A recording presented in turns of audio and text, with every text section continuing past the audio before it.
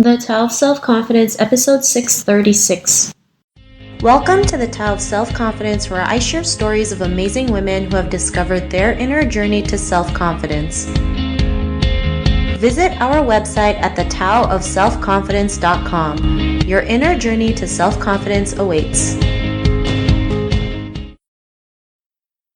Well, hello friend. Welcome to the Tao of Self-Confidence, where I share stories of amazing women who have discovered their inner journey to self-confidence. I'm your host today, Sheena Yap Chan, and today I have a phenomenal lady on the show today. She's a former recruiter turned career coach, and I'm really excited to have her on and share her story with us today on self-confidence. So without further ado, I'm going to introduce you to Emily Liou. Emily, how are you today? Maybe you can fill in a little bit more about yourself to the listeners.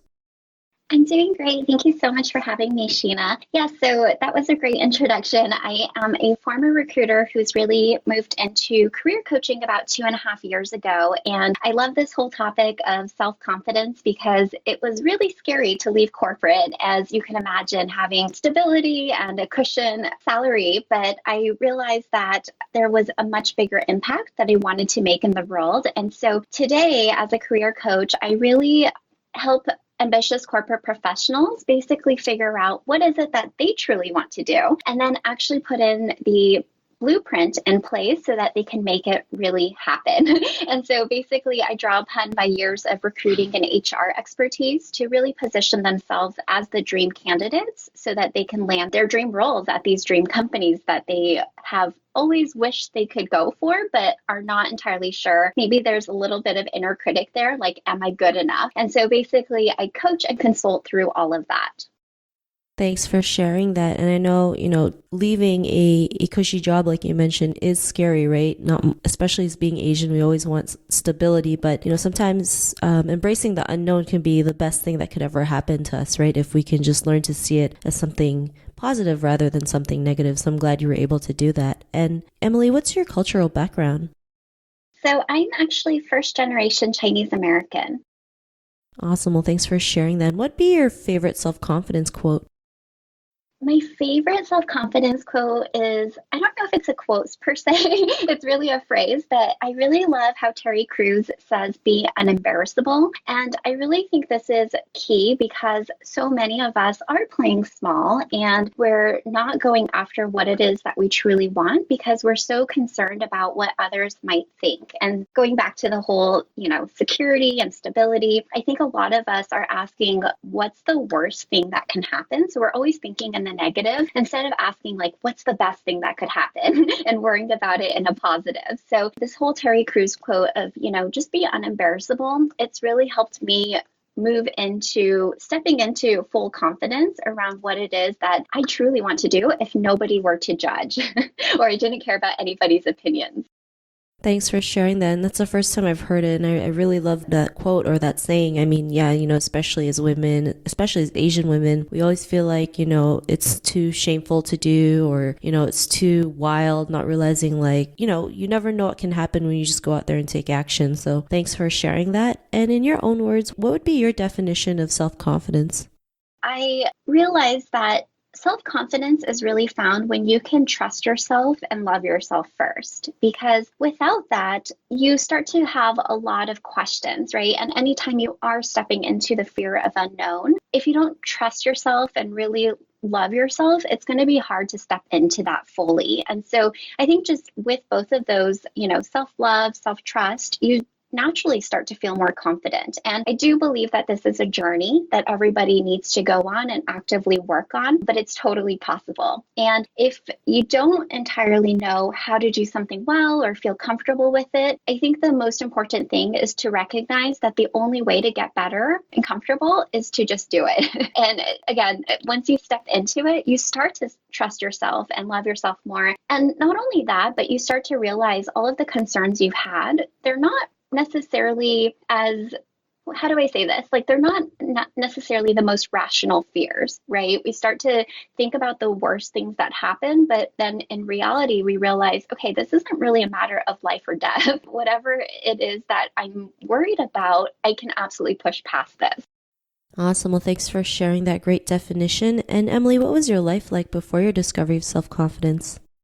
I think definitely before discovering self-confidence, I would say it has been quite a journey because being your stereotypical Asian American, I was very, very shy and I grew up feeling really unconfident in myself. And in fact, I remember when I was younger, my mom put me through piano lessons, and I remember every single recital that we had, I just had this big fear of putting myself on stage. And so, luckily, well, not so luckily, but back then my mom did not talk to the piano teacher. And so I would always just tell the piano teacher, oh, actually, on this date, we're going to Hawaii. I would always make up a vacation, but we never ever went on family vacations. But the whole point behind that was I just really feared being in the spotlight and the center of attention. And that really manifested all the way until college. And because of this, I really, throughout my life, played it safe. I was blending in. I was not outshining in any way. I was just playing so small. And I actually remember hearing the stat once that said, people only tap into about 10% of their full potential. And that really resonated with me. I remember thinking, yeah, but I still wasn't sure how to tap into my fullest potential.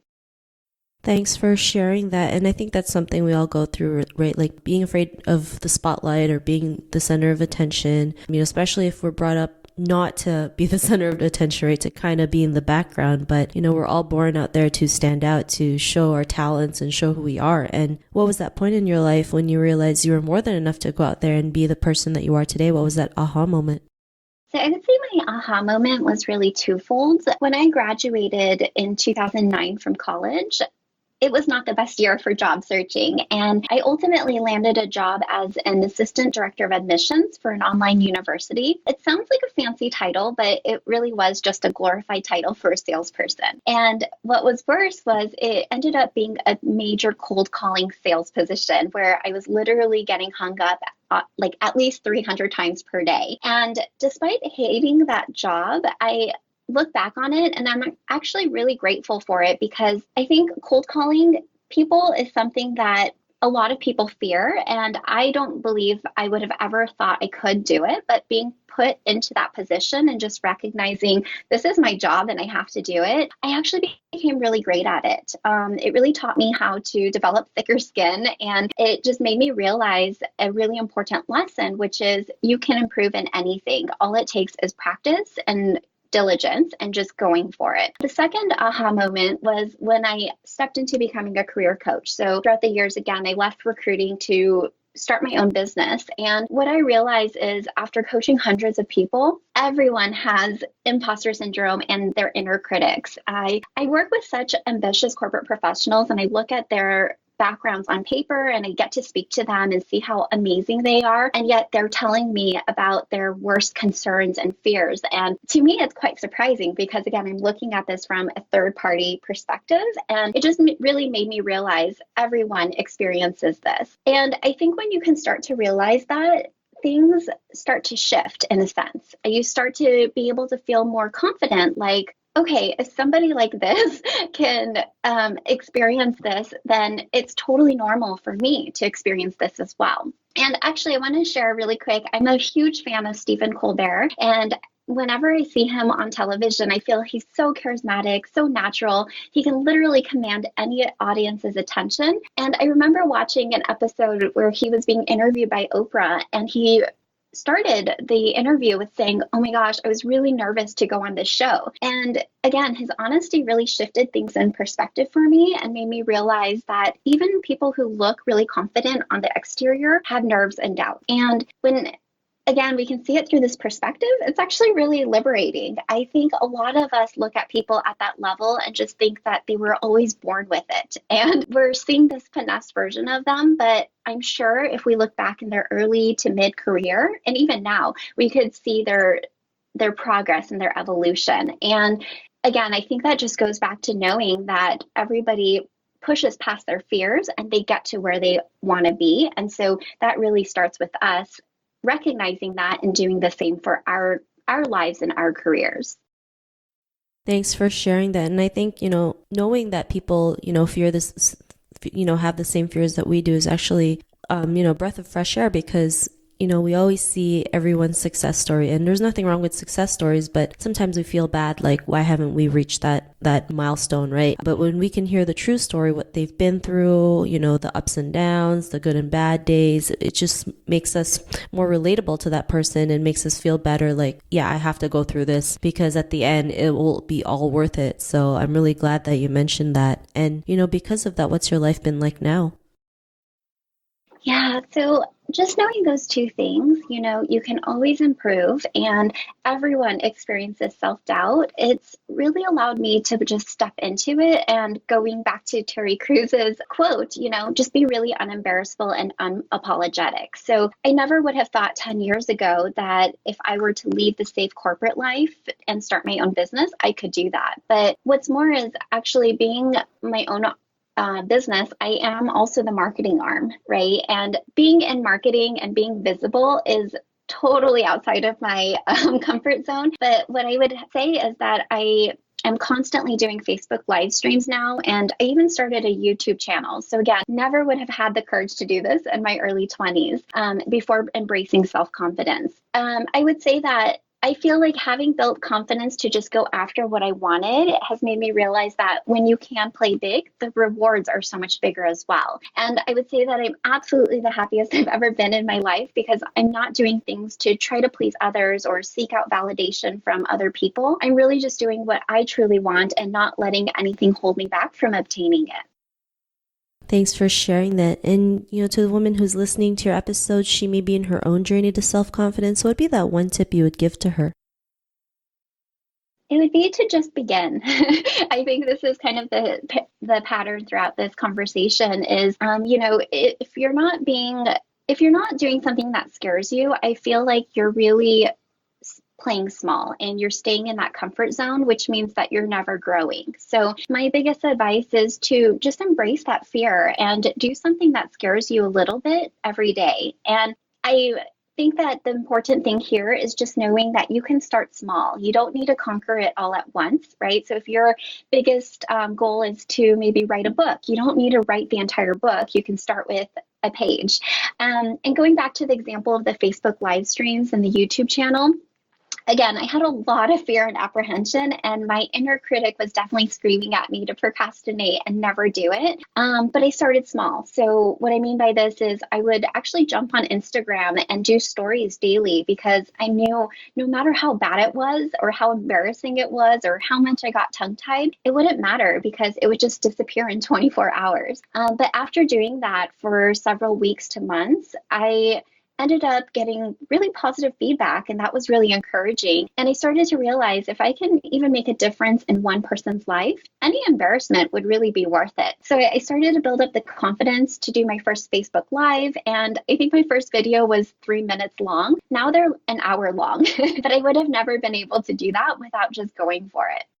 Thanks for sharing that. And I love how you mentioned, start small. A lot of people feel like we have to make these big leaps to gain confidence, but it's really those small actionable steps that yield, the confidence that we want to build or want to increase. And yeah, I mean, video's super scary, right? I remember doing my first one and it took me an hour to do a 2-minute video, but if you really want to conquer your fears and you've never done video, that's a great way to do it. But yeah, I mean, the more we just become more consistent on it, the better we get. So I'm glad that you mentioned those tips. And, to the woman who's listening to your episode, she may want to check out your social media or check out some of the work. Is there any links or social media profiles we can connect with?